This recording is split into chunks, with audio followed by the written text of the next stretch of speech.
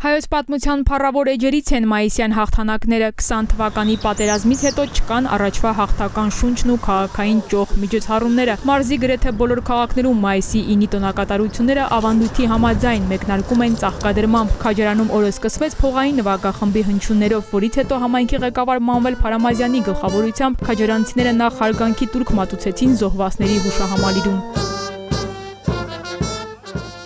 Քաջարան համայնքը հարյուրավոր զինվորներ ա տվել հայրենական մեծ պատերազմին, այդ թվում նաև իմ պապս ա մասնակցել հայրենական մեծ պատերազմում, հետաքրքիր է 39 թվին ուղարկեցին բանակ, 53 թվին վերադարձա բանակից։ Մայրս շատ էր պատմում պապիկիս սխրանքների մասին, ու ինչևից է, Աստված բոլորի հոգին միշտ լուսավոր պահի, ես կցանկանամ մեր ազգին եռատոն ասելով, այո, մենք եռատոնը չպետք է մոռանանք, մեր հաղթանակները չպետք է մոռանանք, այսօր մեզ պարտված չհամարենք, որտեղ դա ժամանակավոր բնույթ ա կրում, հայ ազգը չի կարող այս նվաստացած վիճակում մնա եւ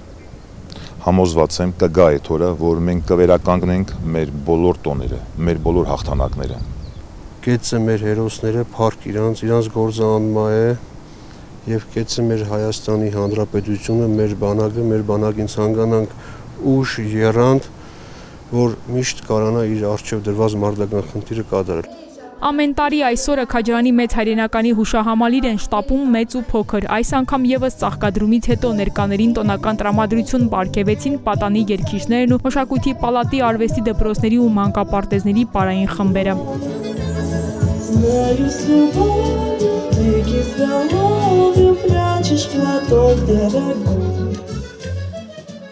Օրը եզրափակվեց հանդիսավոր նիստով, որին հաջորդեց տոնական համերգ եւ ձեռքի աշխատանքների ցուցադրություն։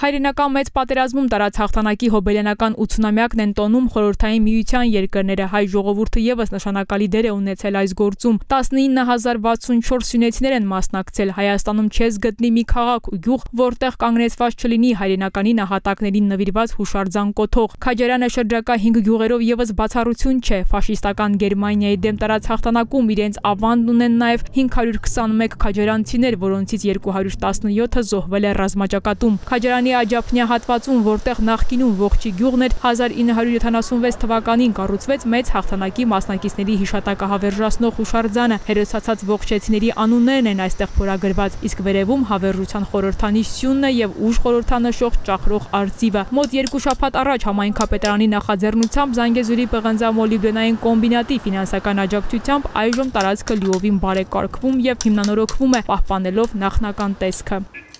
Այստեղ բոլոր արահետները, հին ասֆալտները քանդվելու են, լինելու է սալիկապատ,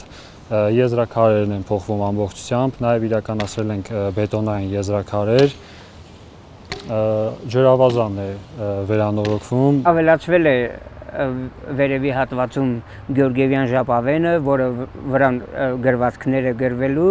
եւ հավերժության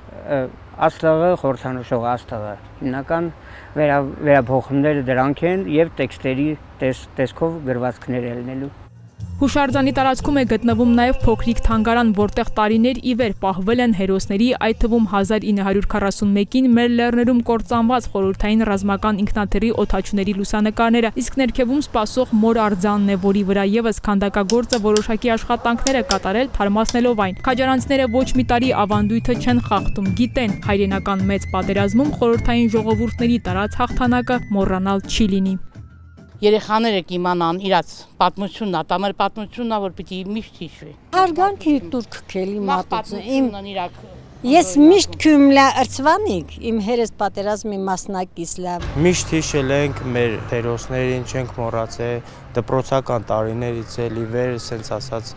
պարտք ենք համարել, պարտավորված ենք զգացել մեզ, միշտ էլ մասնակցել ենք էլի մայիսի 9-ի կապակցությամբ։